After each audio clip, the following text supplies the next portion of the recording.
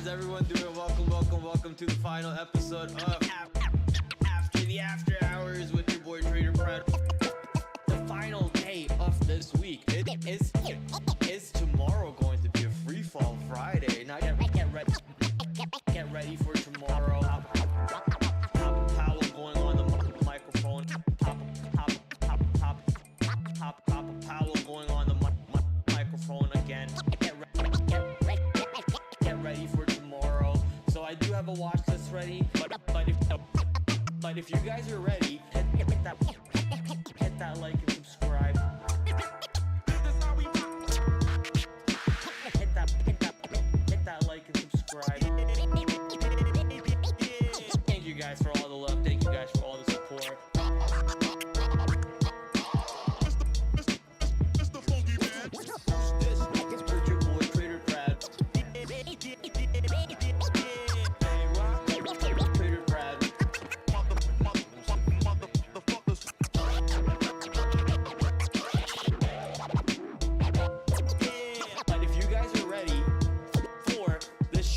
Started. Why don't we dive into the full screen and hit that like and subscribe.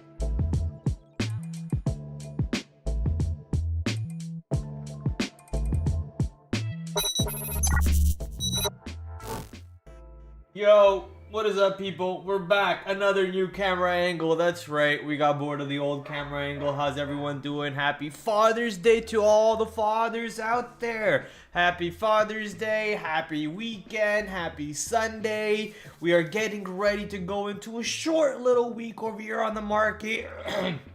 Let me just clear my throat. We're getting ready to go into a short little week over here on the market. We got June 19th with the day off.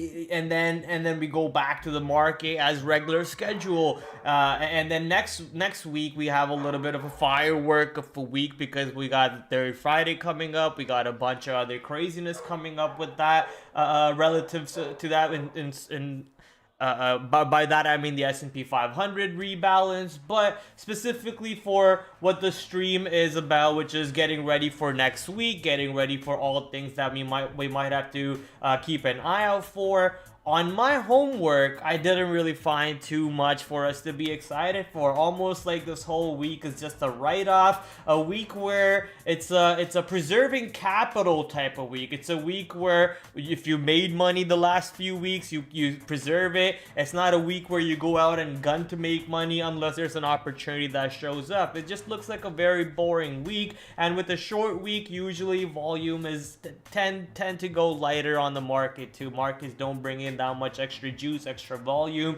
But that being said, there are going to be some opportunities out there for us to take a look at, like the earnings board or the economic calendar. We'll walk through all of those sites for us in a minute. We'll walk through the economic calendar, the earnings board. We'll go see the IPO calendar. But I have something fun in store today for Father's Day. No, I don't have my father here, but I have my son. My son here on stream with me. Nah, that was a joke. He's not my son, but he's someone that I love having in my trading pod, in my trading group. Let me just quickly unmute my Discord for a second so we can hear him. Where did my Discord go? Hello? Let me just unmute my Discord so you guys can hear him. Now you guys should be able to hear him in the background. He is here with us. Yando? What's up, Brad? What's up, chat? There you go. Chat, let me know you guys can hear him or not. We got Yando in the house. Yando does not have a camera on. It's up to him if he wants to have it or not. Let me know if you do. I don't have one at all. He doesn't have a camera at all. So all you guys will be hearing is his voice. But Yando will be joining us today. in helping us looking at some of the stocks, some of the things on the market, because to be honest, there's not much there for us to take a look at. But if Yando finds anything cool, if I find anything cool, we'll start pointing out to you guys. But first, we're gonna start off by taking a look at the earnings board. Now, Yando, I know you saw the earnings board already. What out of this earnings board this week excites you? To be That's a great question. Well, I mean, the cannabis names are always, I believe Aurora, right, is reporting on Thursday before the open, so that could, incite some, volatility and some fun, some fire in the market, at least in those names. They've been pretty quiet ever since that rumor, or I don't know, push The up to the Germany federal government. catalyst. Yeah. Yeah, but also the federal government in the states to decriminalize, I believe. Right. But yeah, I've been watching those closely. Other than that, I'm not too excited to trade any of the other names. Maybe One thing Steel that Case stands and out to me Carmack. right now, right off the bat, is Yeah. JBL. I mean, JBL. last time JBL was on a monster rip to the north side off the earnings move, but now as I'm looking at JBL, it looks like a nothing burger. Honestly, this chart looks dead to me. It is near all-time highs, but there could be something with JBL. However, if we keep holding this compression pattern a little bit longer going into earnings, giving us maybe a possibility of a breakout of that range going into that earnings. Yeah, that one definitely could give us something, but I think we really need to see a pretty dramatic move to either side um, to really, at least for me to have much confidence in taking any trades. This range has been pretty dominant in this stock, obviously, for the last year and a half. So, I'm not too excited to trade this until we get out of that range. I remember But looking at yeah, this stock back here, Yando, over here in September yep, 2023, yep, when that the stock breakout. was breaking all-time Yeah. high. I first thought JBL was that headphones company. They make like you know JBL, the headphones earphones company. I thought it was JBL Of that. I course. was like, no way that a headphones company like JBL is going off to the north side. And then I started doing a little bit more research about it. It has nothing to do with headphones at all. And their growth back then on that report was amazing. Obviously, ever since then they kind of normalized a little bit. So like you said, yeah, some sort of a breakout and a big earnings reaction would be awesome for JBL. But besides that, I mean, the only other names that are standing out, maybe Kroger. Kroger previously was getting bought out by, if I remember correctly, Albertsons, right? And then that Yeah, deal and that fell fell apart. through, right? Yeah. So maybe there could be something there for us on Kroger to trade, but this is a very dead earnings board Yeah. because we're going into the end of the earnings season here. But after every earnings season ends, a new earnings season begins. So we just got to be a little patient for that side. Anything on the economic calendar side that excites you for this week ahead? Um, there's really not much. I mean, last week was kind of like the big week, right? That everyone was waiting for, and obviously nothing happened, at least for the American side of things. There is like the industrial numbers, and there's some more Fed speakers on Tuesday, I believe. Yes, Tuesday. Jobless claims. There is another BOC meeting, so a Bank of Canada important meeting after their interest rates raised, but that's just for Canada. Yeah, there's really not much in the States. EIA inventory is crude, obviously. That's gonna be on Friday, right? No, it's on Mm-hmm. Thursday. Yeah, it's on Thursday because Wednesday it's usually the day, and Wednesday is Juneteenth, so it'll be on Thursday. Those sometimes, incite some moves in oil, which will, help energy stocks and whatnot. Maybe trade some XOM. Good comms, good comms. Yeah, I'm just filtering the economic calendar here for three-star events for the coming week, and all I really see is consumer confidence on Tuesday at 10 a.m., We got new home sales on Wednesday at 10 a.m. 8:30 on Thursday, we got durable goods. We got 8:30 on Thursday, GDP number. Wednesday should be when the market's off anyways, right? No, wait, this Well, yep. is... Wednesday is the day off, so that means oil It inventories says are pushed to Wednesday Thursday. 26, so this could be wrong. Maybe I need Oh, to that's click on true. this You're looking week. at the wrong week. Yeah, I'm looking at the week ahead. My bad. So let's pull back what I was talking about. The 3-star events for this week coming up are actually core retail numbers on Tuesday at 8:30. Then on Thursday, you have initial jobless numbers at 8:30, Philadelphia manufacturing number at 8:30. Usually, these numbers have a 3-star event rating behind it because they could move the market. Like the Michigan number last Friday moved the market quite a bit when that number came out. But sometimes it's a hit or miss. We'll see how Philadelphia number helps the market on a move. But looks pretty boring. As every Wednesdays and Thursdays, we have crude oil and nat gas numbers, but since Wednesday's Juneteenth, we should not have any numbers on that day, I guess. So that one's gonna get, the oil number is gonna get pushed into Thursday, and I'm guessing nat gas number, which is supposed to be on Thursday, gets pushed into Friday. And Friday we have, besides that, existing home sales at 10 o'clock and the PMI numbers coming out at 9:45. So pretty slow econ calendar, slow week overall, slow earnings calendar also. As Yando just mentioned not too long ago, the busy economic calendar was like a week ago when we had FOMC, when we had interest rate decisions, when we had CPI and a bunch of other numbers come out. So right now, we could easily see the market kind of hold off in the all-time high area, kind of just cool off its jets. Yeah, we had Apple rally crazily. Yeah, Nvidia's at $130 or so, but guys, we're at all-time highs and we're not talking about interest rates cooling off just yet. What's your opinion on the big picture here, Yando, if you have one? Yeah. That's a tough one because, like, if, obviously, what's supposed to happen is as interest rates are lowered, right, people tend to, firms and whatnot, everyone tends to be more risk on, right? Borrowing more, spending more, right? Because savings accounts yield less, so people have less incentive to hold money in savings accounts and save money. So if that's what happens when interest rates,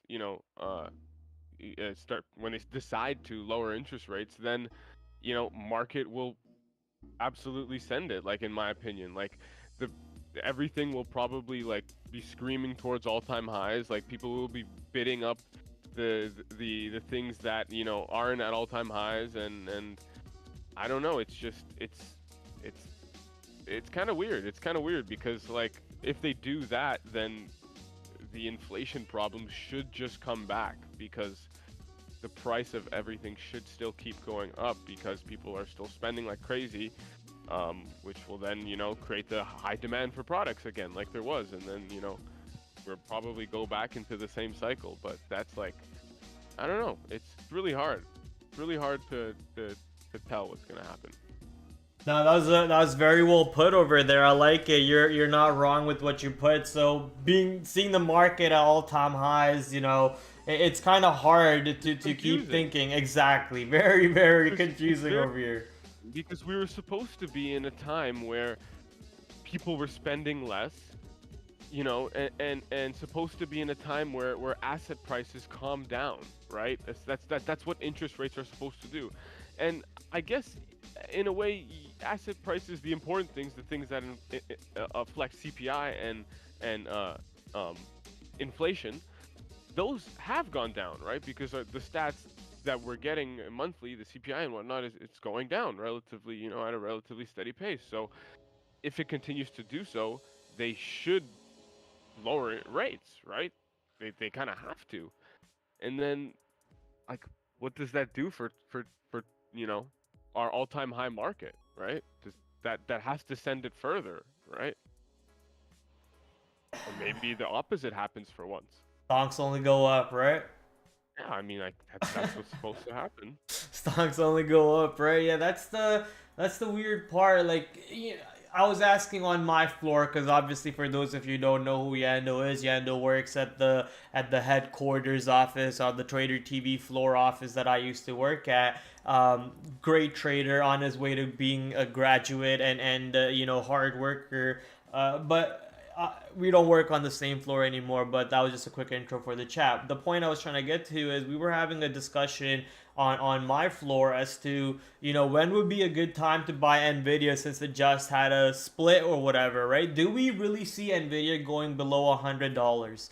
And my answer to that is probably no. I don't think we see Nvidia going below $100. But then does that mean you buy Nvidia here and dollar cost average all the way to $100? Or do you wait for the market to pull back because things aren't really seeming like they're getting better? Yeah, the wholesale numbers got a little bit better. Okay, CPI was pretty much flat. That means it didn't raise, it didn't go higher, but it didn't go lower either, right? So like what are we thinking over here? And then when you look at the FOMC report, the FOMC committee, amount of people that voted for a pause or the amount of people that voted for a hike or a cut, most of the votes and most of the numbers looked dovish instead of hawkish instead of dovish. So the market over here is still taking off insanely. I mean, honestly, if you were watching what 2 Fridays ago, Morgan Stanley really showed their cards, right? The amount of buying that Morgan Stanley did, the way the market turned around at the end of the month last Friday.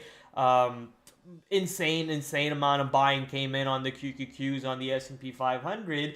Ever since then, every single sell off on the market has been kind of just getting bought up. And now that we have the S&P 500 rebalance coming into play, it'll kind of put more of a bigger picture view in our mindset as to, look, the big guys are still buying here and they're probably thinking rate cuts are coming in very soon. Yeah, that's honestly that's probably what will happen. And I mean, yeah, it just I don't know. It's weird to me though. Like the chart. Like if you just look at just from a chart perspective, like how much further can we go? You know, even though like yeah, sure the economy is getting better. Like I mean, at least in where we live in the Toronto area, like it's still pretty bad here. Like a lot of people can't afford food. You know, like just based off that. Like I mean, we don't know how it is in the States and the majority places we don't live there, right? But at Yeah, least but here they in the have a major dollar cities, menu in McDonald's, right? man. That shit feeds the whole family. Yeah, here like things are so expensive Super relative to how much expensive. people make, and then on top of it, like we get taxed so much. I'm not just talking about like Yeah. the income tax. I'm talking about like tax when you buy things, right? Yeah, 13%. Alcohol tax, tobacco tax, like all the sales taxes when you want to Climate buy things, tax, rain the land tax. transfer taxes when you want to buy a house, like all these random Did taxes you hear that, you about know, rain tax?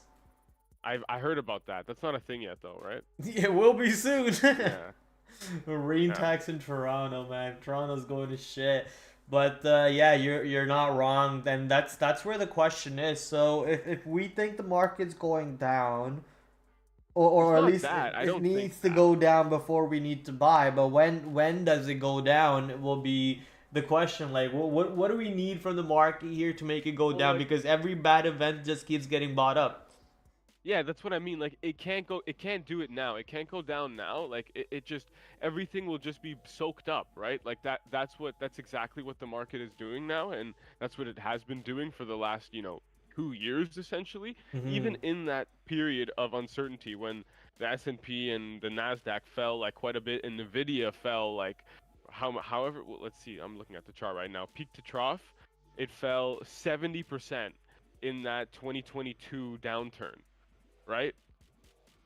And like the thing was in that time, like we hadn't gone through that AI stuff, that boom hadn't happened to where people were like hand over fist buying like Nvidia and anything related to that, right? So I think we need something to kind of still pop that, right? We need something to kind of be like, wait a minute, like it's either this is all true what has been said about and what these companies are projecting about the things that they'll be able to do in the future, um, or And in that case, if it's true, right, we're gonna send it, and the tickers will send it, and those prices will be warranted because the things that they're saying are true.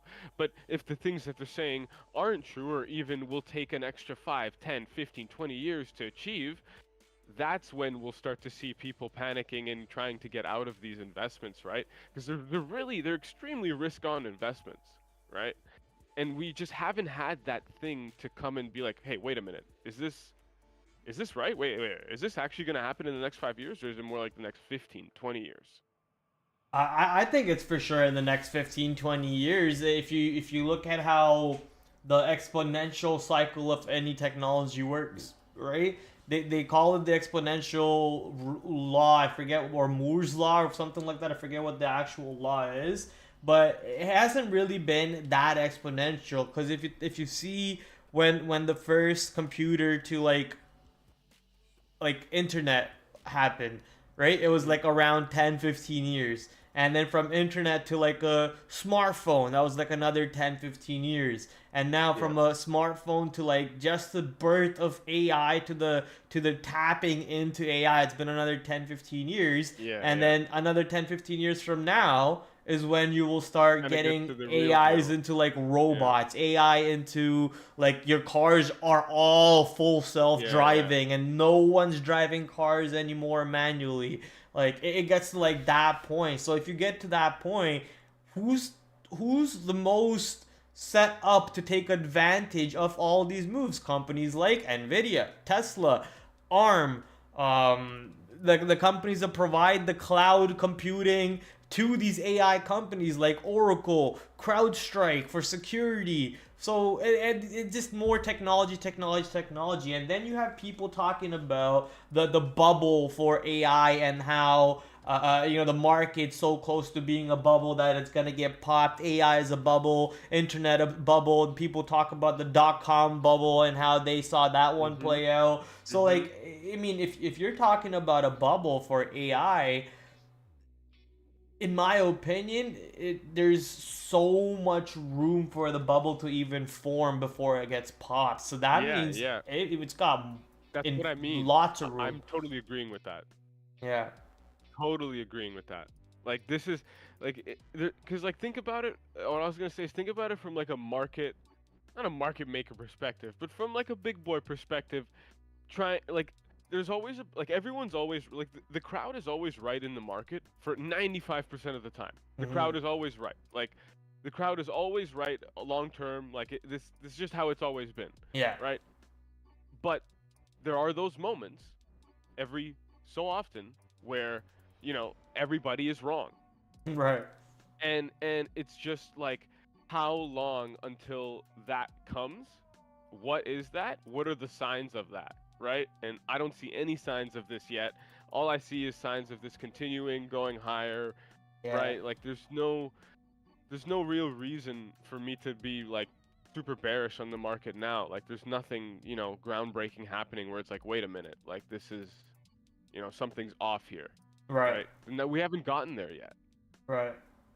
And like I don't even we probably won't even know when we're there, right? Because it'll be so euphoric and so high that we'll have been calling the top maybe for so long, right? And just keeps going, keeps going, keeps going until one day, I don't know, or not, or maybe it just keeps going and then they just prop it up forever and we're just in a fucking fairyland for the rest of the fucking eternity. In La La Land. La La Woo! Land. I see you're using TradingView over here. Do you have the higher tier TradingView packages?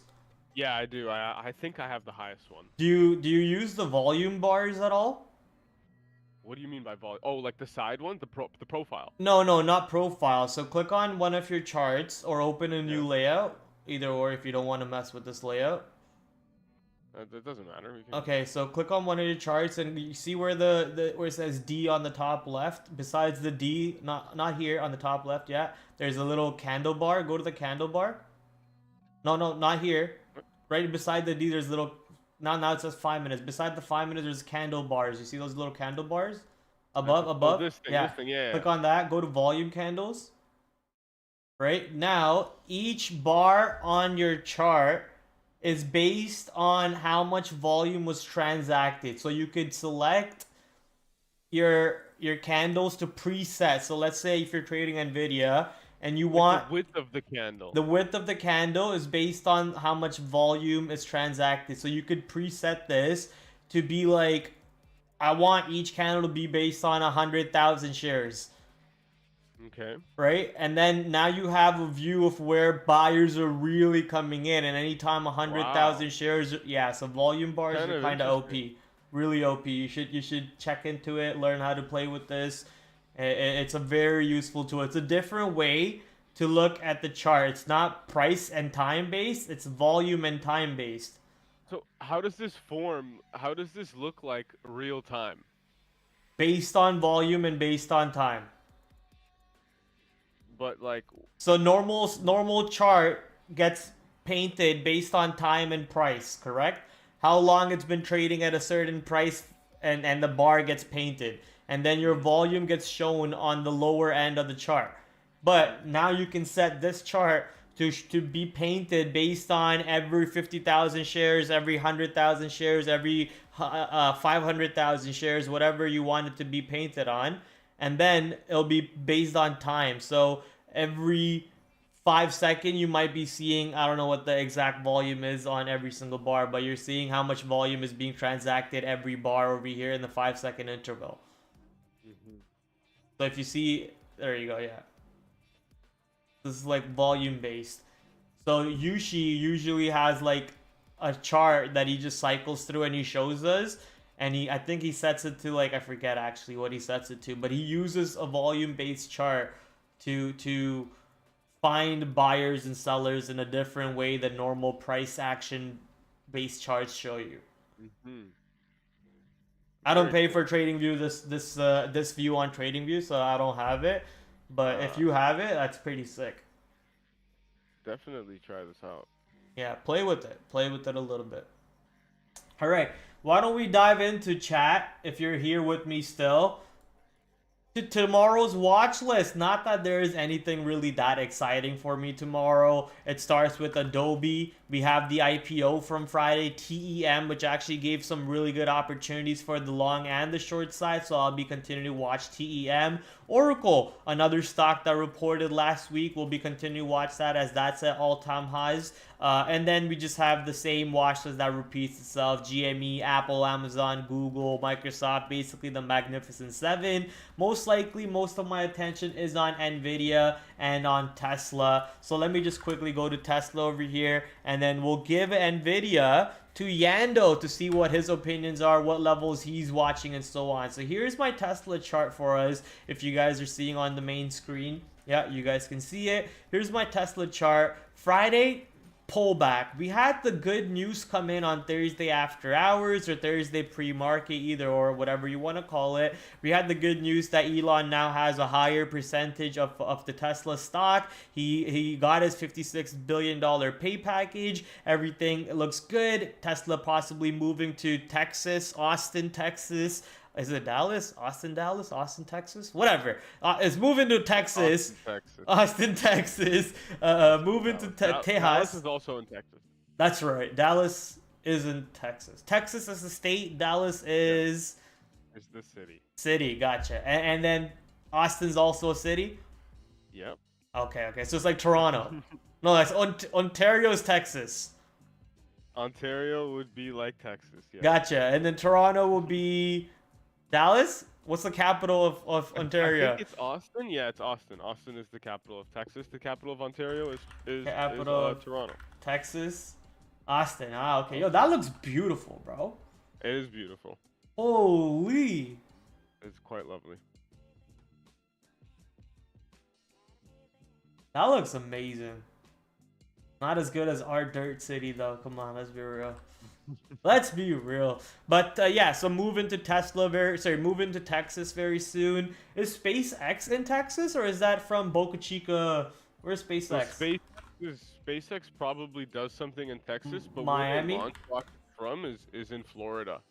Yeah, Hawthorne, California, but they do Yeah, their launch from headquarters are Florida. probably there. Yeah. Yeah, that's because But yeah, they there's launch two from launch Florida. spots. There's the one launch spot in Hawthorne, And there's one launch spot in Florida, the NASA one, the Boca Yeah, Chica the one, right? NASA one, the JFK? Yeah, JFK, I think it's called. Oh, Boca Chica has a launch spot too. I'm pretty sure they use this one too. So there's one in Texas also. Yeah, Interesting. Starbase, I didn't Boca know Chica, they launched Texas. from Texas. That's kind of interesting. Yeah, yeah.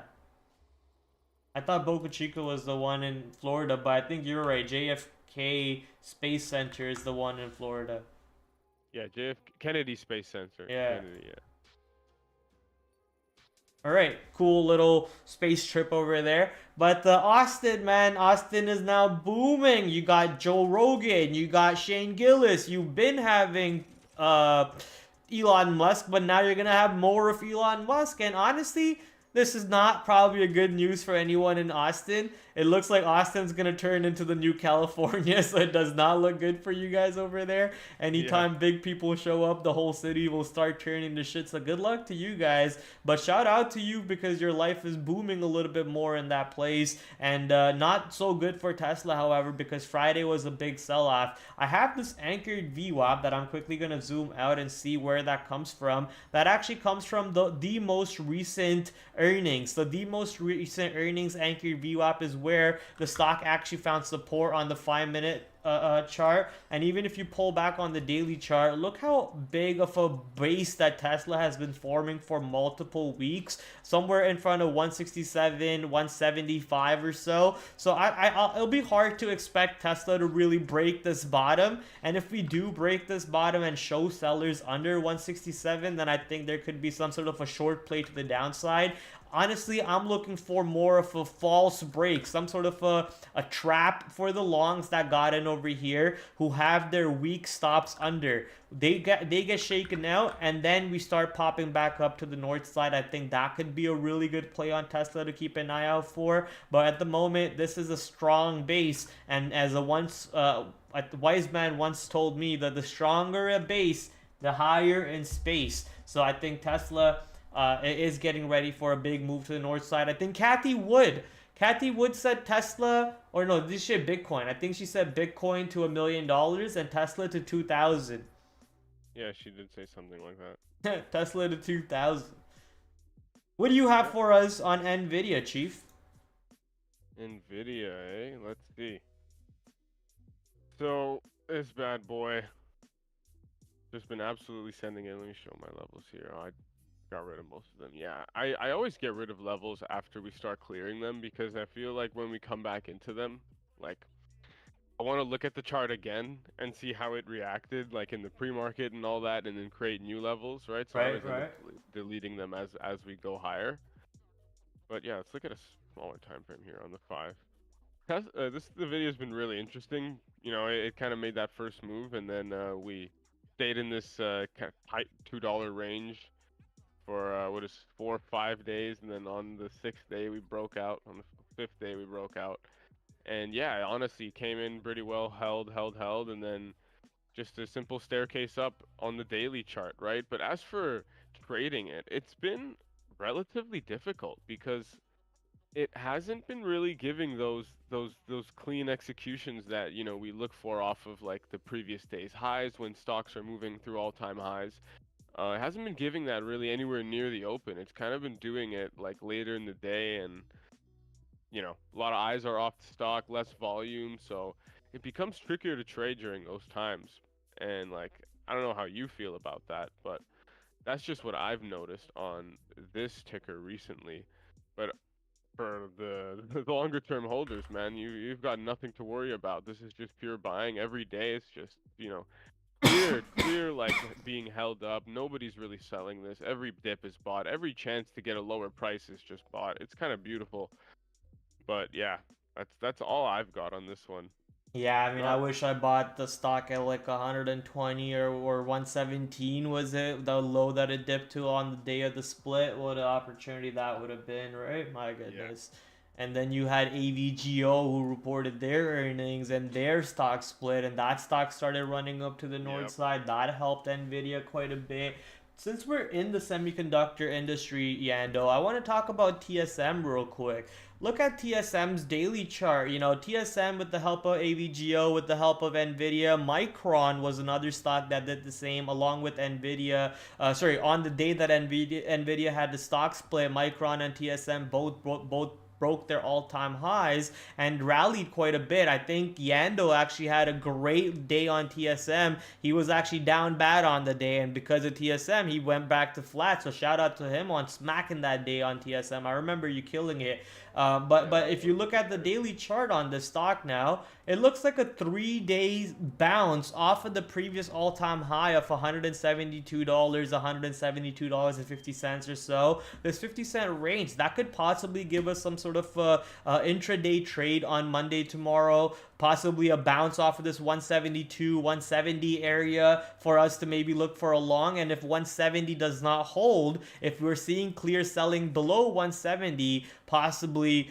we could look to short that area right back to the downside into 165s, 160 as a swing trade, because some of the juice over here for some of these semiconductors could be dying out. We saw AMD get smacked down quite a bit after hitting 200, and now Micron, obviously, which had a little bit of a better earnings report compared to AMD in the AI realm. TSM, obviously, the love of the semiconductor industry. ARM has been rallying recently crazily to all-time highs. So if we see a minor pullback, let's say on Nvidia, on AVGO, on ARM, I think that minor pullback could trigger something big on TSM and on Micron, both of which are at all-time highs. However, Micron is not really at that level that I wanted to be at the previous all-time high, whereas TSM is exactly there. Showed us a bounce on Thursday, showing us a bounce over here on Friday, and if we don't find a bounce tomorrow, it could set up for a nice little short opportunity on 170. Are you looking for anything sympathy based like that? Sympathy based? Honestly, I don't like I think these have been trading relatively differently. I don't think the sympathy on TSM and Nvidia just hasn't really been there, at least in my opinion. And I think it's more of a separate trade. But that 170 short though, I definitely like that one a lot more than the long on this name. Right. Unless it gaps up Monday closer to 175, 176. Yeah. That 170 A fail short break of definitely, 176 good too. yeah, fail break of 176 over the top. If we gap up there, obviously we would probably need some news or something in the market to, incite that. But the short, in my opinion, definitely looks like could be something. It will be tricky though because, 170, people are going to defend that. That's back into all-time highs. So you really have to watch it closely at that area.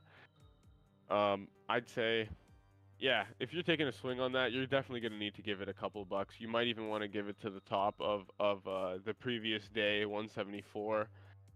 As for the day trade on that one, we're just gonna have to wait and see and how that plays out. If it gaps down below 171, 170 and a half, that clear support from the last few days, last 3 days actually, yeah, last 2 days, that's definitely looking like a great opportunity on the day trading side. Yeah, Especially I'm loving that 170 back down through. or 171 even. If we look at for the gap up day through 170, it was on the 12th. If you look at that, yeah, just where you're looking in the pre-market there, the Yeah. clear, 171 level in the pre-market, and then, it gets up to it at like 8:30 a.m., blasts right through 171 and doesn't even touch it the whole day.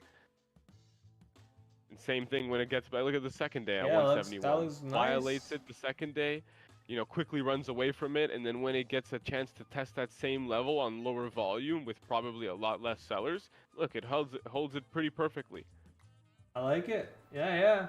171 to 170. I just put it in my watch list over here in my notes. Quickly just gonna mark TSM as a higher priority trade for tomorrow, because if it sets up, I want to be ready for that. This guy's setting up an alert on his chart directly. Look at that, Boom, ladies and boom. gentlemen. Boom, Right he's there. ready. He's locked and loaded. He's gonna hear a ping as soon as 171 gets triggered, and he's gonna be ready. He doesn't have to worry about it. And these are the advantages of using tools at your disposal. Make sure you're using tools. I myself use alerts on trade ideas. Use code PRAD15 at checkout to get 15% off. A quick little ad over here. The link is in the description. The link is in the bio. If you're watching me on Twitch or Twitter, go check those links out. Buddy Boy is setting up his alerts directly on his charts on trade ideas, or not trade, on trading view. Trading view, if you want to sponsor your boy, holla at your boy. I'm always open for deals. That would be a huge sponsor. Now, the next sector I kind of want to keep an eye out for. The sector is kind of really dead for me. And look at the amount of lines I've drawn out. Oh my god, I'm just going to delete all these lines because that's just crazy.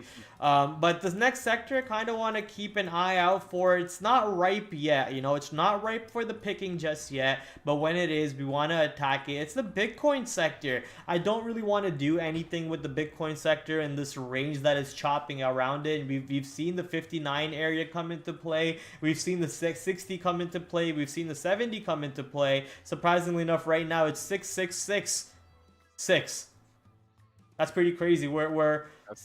That's pretty crazy. But 666. Anyway, 73k and let's just say 74k is the all-time high. Once Bitcoin pushes to that 74k, we have an opportunity as day traders to take a trade on IBIT, to take a trade on Coinbase, to take a trade on even BITO or GBTC. So this sector hasn't really set up for us just now. I just want to keep it on everyone's mind. You know, maybe set up alerts like Yando just did in any moment that Bitcoin moves up to 72k or so. Ethereum got approved for ETFs not too long ago, and they made a little bit of a pop, and then they just stalled out over here. I guess whenever Ethereum ETFs actually start trading on the market, we might see a little bit more pump on Ethereum, and if Ethereum pumps, that might bring Bitcoin to the higher side. So something to keep an eye out for on the watch list side. Oh my goodness, I just wanted to check this stock to see how it is doing and where it is at the moment. And look at that daily chart on Microsoft. A beautiful 3-bar play coming in on the daily chart over here. This is exactly, imagine this is not a daily chart, but this is a 1-minute chart or a 5-minute chart, whatever that you trade on. Anytime you see a setup like this is a perfect 3-bar play that could give you a breakout with very tight risk to reward. Amazing opportunity setting up over here. If the market continues to go to the high side, Microsoft over here above 443.50, we hope that we get the chance to go long above this during regular market hours. If Microsoft, you know, gaps up in pre-market and is already above this area, that's a little sad, but maybe we can wait for pullbacks and show that we're getting bought up above this area. Even a higher low over here above 443.50 could set us up for a nice long. Let the stock pull back, bounces off of 445 maybe, you get in long around 446, 445 as your support, and then you enjoy the ride to the north side. So nice 3-bar play coming into a setup over here. And if that area shows us resistance, markets selling off, markets pushing down for some reason, you know, low volume week, short week overall, not enough buyers over there to play with. So if Microsoft wants to continue rejecting this area, there's a good resistance for us setting up over here too. So I'm just gonna put in 443.50 to 444 as an area to watch on Microsoft tomorrow. Is there any other large caps that you're looking at, Yando?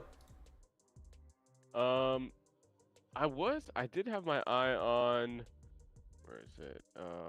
Apple, obviously. Am I blind? Oh, there. I just hit scroll up.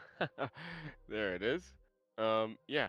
Apple, obviously, after, you know, breaking 200, you know, I don't know what the hell happened, but Apple now is a crazy. Come on, you know what happened. They added the ticker. iPad to a calculator. Sorry, they added calculator to the iPad.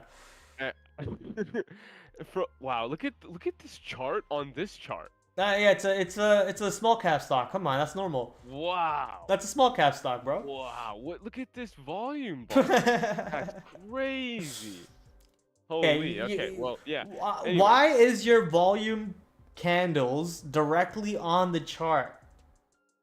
That's just, I don't know. That's just how it is. Because this is our vol. Our vol is here. But you can have It's what? two. Two what?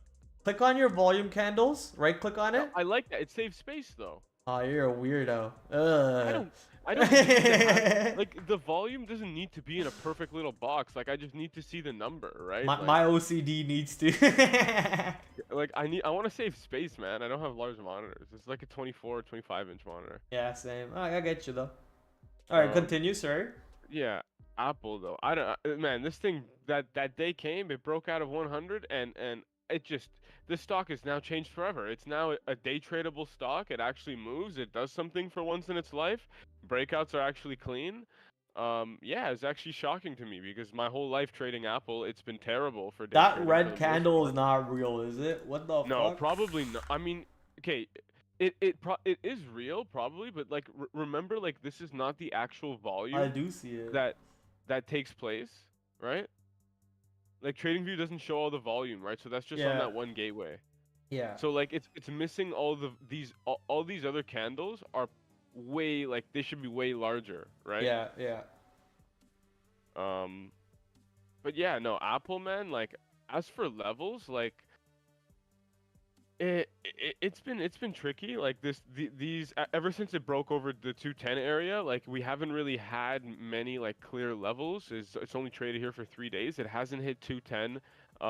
Like, for example, this day, you know, we held 211 and change, 211 and a half, and I guess we kind of held it here on this day, on the last day of trading. But for me, there's nothing really that stands out too much other than, like, 215.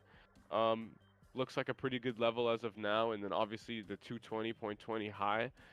But for me, with these all-time high names, I kind of just like to wait till they, you know, clear the blue skies and we're actually in all-time highs till I start engaging.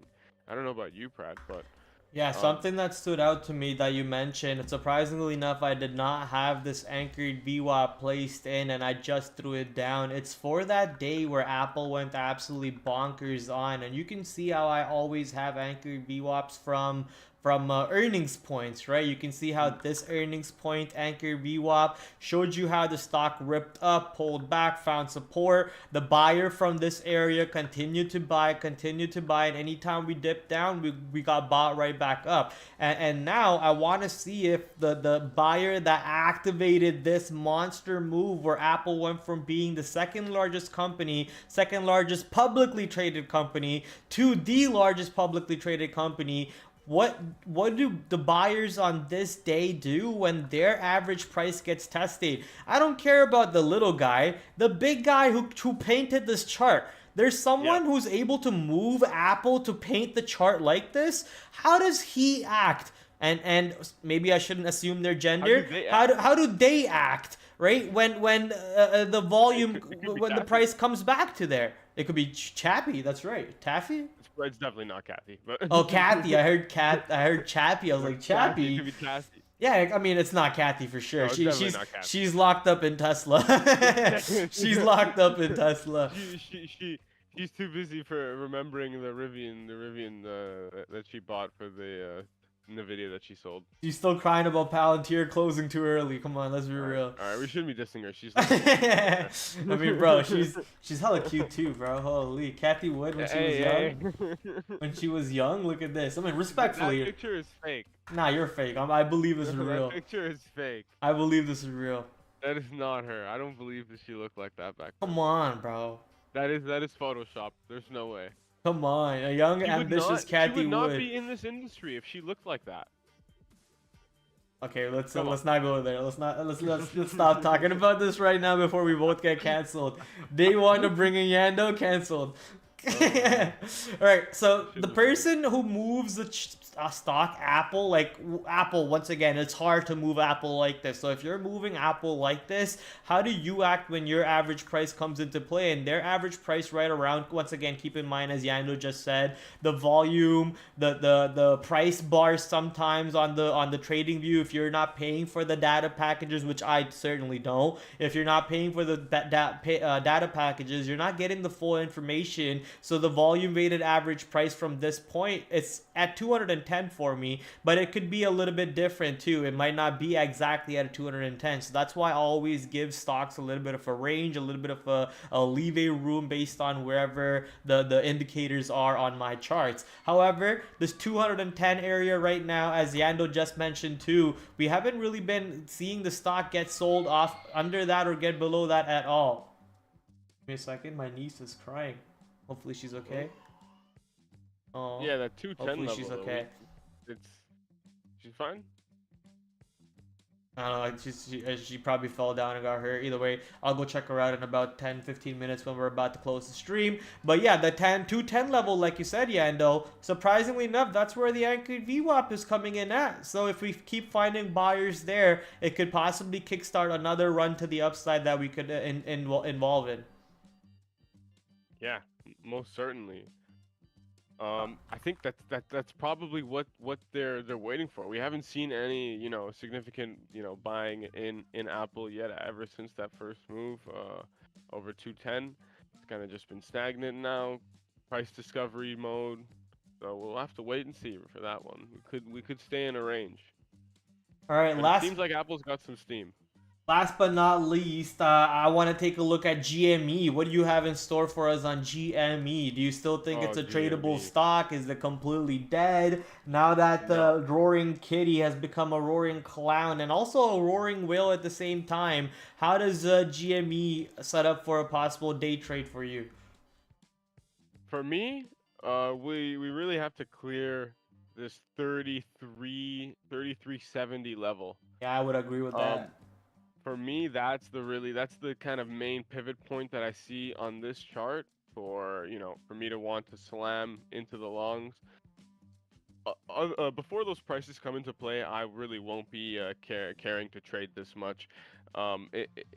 It becomes very hard to trade as a day trader when it's in these ranges, and it becomes easier for the price to be manipulated when it's stuck down here versus when it has momentum going through important prices. So that's what I'll be waiting for, but by no means do I think the fun is over in GameStop. Man, we saw what he did.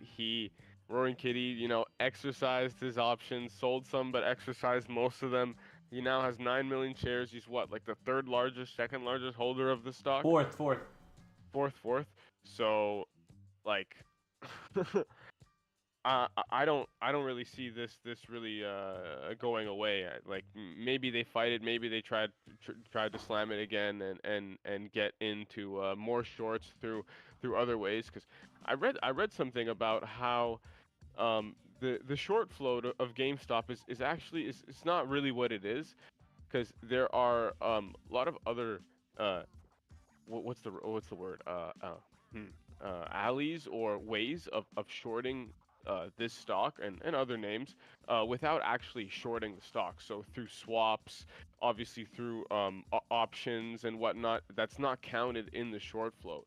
So I think that this rally, this short squeeze could still be on, and I think that this might even what we saw back then at like post split now $120 high, 120.75 high. I think that this could honestly not even be the end of it. Like we could see this clear. If they keep trying to manipulate this stuff, and if this stuff becomes more public, and people just keep buying and holding, like there's no more shorts to share, right? It's no more shares to short after that. And if they do want to short more shares, right, they're gonna have to do the same thing as before, short too many, and yeah, what's it's gonna happen crazy how they just did a 75 mil share offering. Right before that, they did another crazy share offering. And we as day traders still have to pay for shorts to trade it intraday. Like every day I have to walk into the office and be like, okay, how much are the shorts for GME? Do I want to pay for it? Let me see if I want to waste some of my money that I won't even use to short on GME just to pay and lock up some shares in case I want to short GME or something, right? So it's crazy that they do share offering and there's still so much shares out there in the market. Like can you check what GME's float is? Yeah, I'm curious. Yeah, see 15%. Yeah, this is, in my opinion, this is completely false. I mean, it was 100% at one point, but not anymore. Yeah, it was over 100% at one Yeah. point. But they have other ways, like through swaps. They have access to swaps on individual name. And when I mean Right. they, I mean people at like hedge funds, banks, and Yeah, of whatnot. People course, with of access to course. these products. Yeah. They have access to swaps that don't go into the short flow. They're swaps with other banks that are But essentially you options gotta that are but off you the gotta market. understand though, like the people who offer those swaps have to at the end of the day and go hedge themselves. It's like Yes, basically like they an always do. option. Yeah, yeah. So if you sold a swap or bought a swap that GME is gonna go down, that means you're gonna go out there and buy GME. Yes. Usually that's what they should be doing. Obviously, they don't have to do it, but they should be doing that. Yes. Yeah, I don't know. We're getting into a whole different topic here, which I'm We are gonna lose getting my deep mind. into this. I The don't the want to wear a tin hat for GME, you know. Like we're just talking to in the sense of the day trade sense. Like as you mentioned, it needs to ripen up. We're not there yet. Let it break some levels. Let the shorts get something. trapped. Yep. Let's hear something about More LGVN. confidence in the shorts. Give more confidence to the shorts, and then maybe we'll see some fire. If we break down 24, break down into these lows for a moment, get some more shorts in, and maybe we see another rally. I'm Or just gonna. maybe Roaring Kitty does something. Uh, Maybe he buys more. Maybe he sells. Maybe it holds prices. It kind of steadies, goes up a bit, sells at a good price, and then maybe he buys more options for a year out. That'll be insane. Really cheap options for a year out. Like he could buy a lot with the shares, with a small amount of the shares that he has. That would be insane. Adobe 520 seems like the level to keep an eye out for. I mean, if you were watching Adobe on Friday, it traded like a buyout. It was wild. Like The I amount just of times you could didn't have even scalped the spend time. $5 range on Adobe on Friday was insane. Yeah, you have to be that kind of trader, Yeah, it's a that buyout. scalper. It's a It's a buyout. buyout. Yeah, if only it was actually a buyout. Game buyout. But okay, but I'll watch 520 to 500 as a dip buy opportunity if I can get it on Adobe. TEM, did you trade the IPO at all? It was pretty nice in my opinion for the long and the short. I'll continue to watch this stock. It has an AI in its name. It could be low on volume. The IPO was very low on volume itself, but there were some very clean levels with some size on it. But you might have to pay for shorts on this one. Not as a high priority for tomorrow. Let's see where Oracle is on the daily chart. After it broke out to a new all-time high, it didn't really do anything on day 2, and day 3 it pulled back more. So Oracle is kind of dead to me at the moment. And Yeah. as for the Magnificent Seven other stocks, like Amazon's doing nothing, Google could be ready for a breakout. But like we're talking about Google here. Like Google doesn't do much. So I'm not too excited about Google for a breakout unless there's a real catalyst for Google. But it's setting up for a nice little breakout. It's got a good flag over here. If that flag breaks out and we actually see buying above 180, maybe there could be an opportunity there. But I'm not really too excited. My most exciting tickers right now so far: Microsoft, TSM, Nvidia. What do you have? Completely agree with that. Just any of those all-time high names, really. Um, I also like to watch these names. Like right at the moment, Hood is kind of breaking out of these levels. If we get through 23 and a half, I'll definitely be watching that. Chewy, kind of similar story in terms of the way the chart looks, except Chewy has this 25 and quarter level, right? 25 and a quarter. And yeah, that area could be very fruitful for breakout and even false break to the short side. Um, I really like these kind of like $20 names that are breaking out that have been beat down. No one's really paying attention to these. I like So that level. That's a nice level. yeah, when they do get some steam under them, and they don't need much steam. That's the thing, right? Not many people are looking at it, so they don't need much steam to go. So these are always good trades. Like I remember on this day, Chewy, I was definitely heavily trading this one and did pretty well on it. Um, yeah, those are just really it for the names that I've been looking at, the significant ones that are doing volume for day trading. AMD. Such a sad story here, man. Yeah. This one, I would love to trade this one, but it's once again still stuck in ranges. I attempted to take trades on these breakout days, but nothing has been coming for this one. I'll be waiting for it to, show something on either side of this range to take a trade. Yeah, once it resolves, I think it's gonna set up for a good opportunity. Until then, we just wait. We just wait. Patience is the name of the game. 100%. Uh, quickly, if you don't have any other stocks you want to talk about, do you?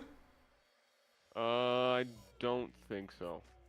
All right, if you don't have any other stocks you are currently looking at, I already mentioned the ones I'm looking at, so we can just kind of talk about the econ calendar for tomorrow. As I mentioned, short week, guys. June 19th is a day off for the market. Most likely not expecting much volume for this whole week, but Yando did mention, Dieter, welcome. Dieter said, who's talking? Dieter, my friend Yando Trades. Maybe that should be an account for you. Yando Trades is the one talking just now, but now it's me, Praddy Daddy. Let me turn my camera back on. Yo, what's up, chat?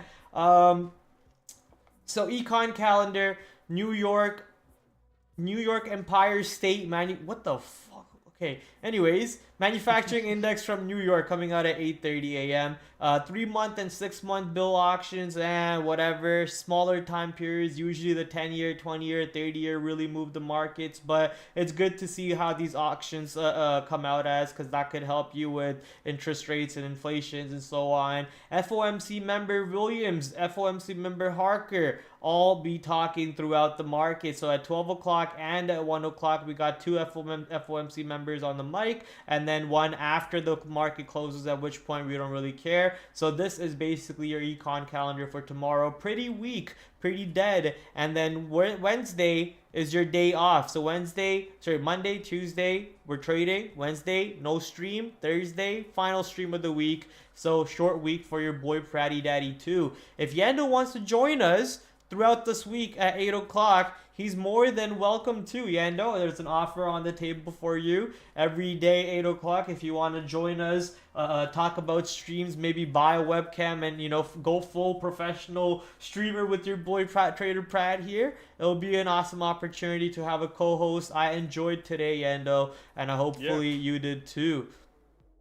Yeah, sounds good to me, man. I definitely would like to do more of these. Get me, prepped and oiled up for Monday, and that's honestly my cheat sheet. This is the only I was talking to the viewers a couple days ago. The reason why I like going live is not mainly because obviously I want to be a somebody in the trading world too, right? But also this is keeps me accountable. It makes sure that I do my homework and I'm ready for the next day, because I promise you, if I don't go live, I'm gaming my ass off till 3 o'clock in the morning and I'm not doing my homework. 100%. 100% keeps you in check. Yeah. We looked at the econ calendar. We looked at the earnings calendar. Let's look at the IPO calendar, Yando, in case there's anything spicy coming up. Oh, yes. Nothing spicy at all. Nothing. Per usual. Zilch. Nada. Anything in July? Well, we don't see the July things just yet, but nothing in July. Let's see what the FOMC tool is pricing in. Wow, the numbers are dropping, Yando. We're now at a 12.4% probability of interest rates going down. A 12.4% probability of interest rates going down, chat. That's insane. Shout out to the interest rates over here. If we start getting to cut over there, that'll be some fun activity. As for the earnings board, nothing tomorrow pre-market. Tomorrow after hours, we do have a home builder, Lennar, and we have Lazy Boy. Barely even brings in 1 million shares. Don't care about Lazy Boy at all. And then Quantum. Not sure what Quantum does, but maybe if it can have some opportunity there, we can talk about it tomorrow using Benzinga to see how they reported. I have traded Lennar before, so tune in tomorrow at 8 o'clock to talk about Lennar. And if Yando's there, we'll see what Yando has in store for the earnings report or for the watch list and all the other sides. But for now, ladies and gentlemen, that is the end of the stream. Happy Father's Day to everyone, all the fathers out there. Let me quickly say hello to everyone in the chat. We got TH, Investin, Dieter, Victoria, Michael Anthony, Rashad, Monty. How's everyone doing? I should have said that at the start of the stream. I kind of got too distracted because I was focused on introducing Yando. Hopefully you guys enjoyed the stream today. No chess tonight. No chess tonight because I do have my brother and his daughter and everyone else over. So I'm going to go downstairs, hang out with them for a little bit. Yando, happy Father's Day to your father. Thank you, thank you. Enjoy your rest of the Sunday. Hey, man, I loved it. Enjoy the rest of your Sunday. Hopefully you're here tomorrow with us at 8 o'clock. Chat tomorrow, 8 o'clock. See you guys there. Have a great night and have an even better trading stream. TraderPrad out. Yeah, no, you want to say goodbye or your socials or anything? Goodbye, chat. Goodbye, chat. No, I need to create some socials for this for sure.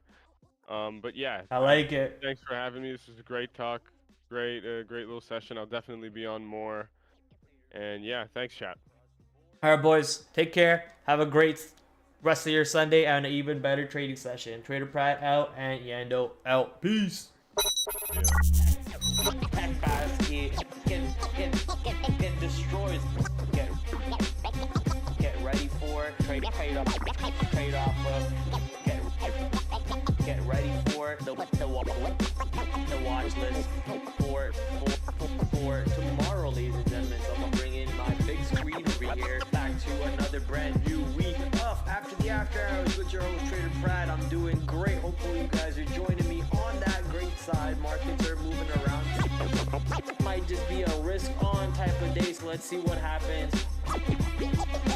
8 o'clock tomorrow. As you guys know, we do the stream Monday to Thursday, 8 p.m. Shout out to my affiliate sponsors, Benzinga, Trade Ideas, the #1 scanner to go to, Trader Sync, promo code down below, promo code PRAD15 to get 15% off. I will catch you guys tomorrow, 8 o'clock, same time, same place. Until then, TraderPrad out. Adios.